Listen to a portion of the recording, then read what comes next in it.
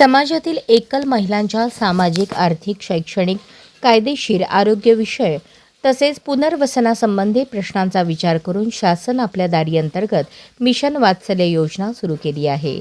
या अंतर्गत सोलापूर जिल्हा परिषदेच्या यशवंतराव चव्हाण सभागृहात मंगळवारी कार्यशाळा आयोजित करण्यात आली होती.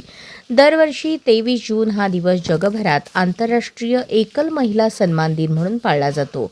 समाजातील विधवा महिलांना सन्मानाची वागणूक मिळावी, त्यांच्या हक्कांचे संरक्षण व्हावे आणि शासनाच्या विविध कल्याणकारी योजनांचा त्यांना थेट लाभ मिळून त्यांचे आर्थिक व सामाजिक सक्षमीकरण व्हावे, हा या दिनाचा मुख्य उद्देश.